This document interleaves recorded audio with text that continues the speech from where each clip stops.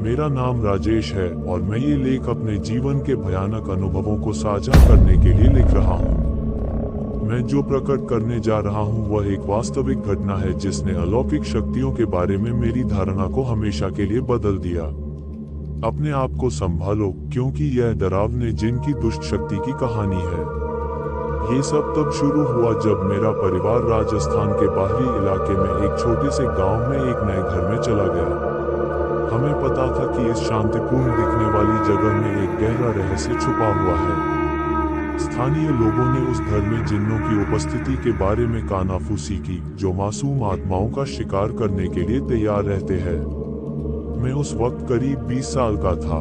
अपने नए घर में बसने के कुछ ही दिन बाद अजीबोगरीब घटनाओं ने हमारे जीवन को अस्त व्यस्त कर दिया।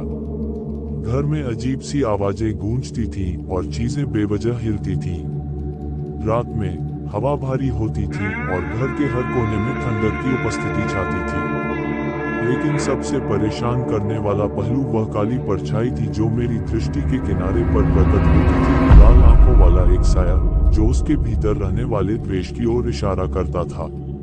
सच कहूँ तो हमारा बहुत मन था वो घर छोड़ने का, लेकिन हमारे पास पैसे नहीं थे और वो घर भी हमें बहुत कम पैसों में मिला था। हम इन अलौकिक घटनाओं को समझने के लिए संघर्ष कर रहे थे, लेकिन तब तक डर ने हमें जकड़ लिया था। घर में ये सब क्यों हो रहा है, इस उत्तर की तलाश में हम अपने ज्ञान के लिए जाने जाने वाले एक वृद्ध संत की ओर चले गए। उन संत का नाम पंडित शर्मा था और उनके जुरीदार चेहरे में वह ज्ञान था जो वर्षों तक स्पष्टीकृत का सामना करके अर्जित किया गया था। उन संत को देखकर पता नहीं क्यों लेकिन बहुत शांति का अनुभव हो रहा था।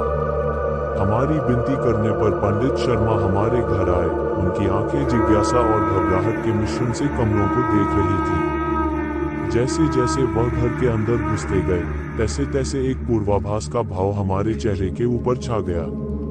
अचानक वह दीवार पर उकेरे गए एक अजीबोगरीब प्रतीक के सामने रुक गए, एक भंवर पैटर्न जो एक बुरी आभा से निकलता हुआ प्रतीत हो रहा था। उस प्रतीक को देखते ही अपनी कांपती हुई ठंडी आवाज में पंडित बोले, यह एक शक्तिशाली जिन की मोहर है जो असीम शक्तियों से सजा है।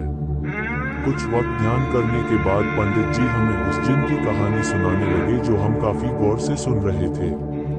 उन्होंने कहा, जिन प्राचीन कहानियों का एक प्राणी है जो वास्तविकता और अलौकिक के बीच मौजूद है। यह विशेष आग से बना है और अपना आकार बदल सकता है और विभिन्न दुनियाओं के बीच चल सकता है।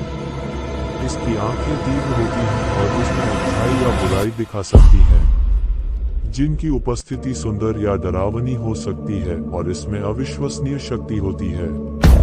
हम हमेशा यह नहीं समझते कि जिन क्या चाहता है या यह अच्छा है या बुरा। यह एक रहस्य की तरह है जो हमें आकर्षित भी करता है और डराता भी है, एक ऐसा प्राणी जो हमेशा हमारी कल्पना का हिस्सा रहेगा। बहुत समय पहले इसी घर में एक तांत्रिक ने जिन को बुलाया था और वो उस जिन से अपार शक्ति की मांग कर रहा था। हालांकि तांत्रिक ने बीच पूजा में ही नियंत्रण खो दिया और जिन के गुस्से ने उसे भस्म कर दिया और पीछे छोड़ दिया ये प्रतीक जो हमारे घर में था। आज के लिए इतना ही। कहानी के अगले भाग के साथ जल्द ही मिलूंगा।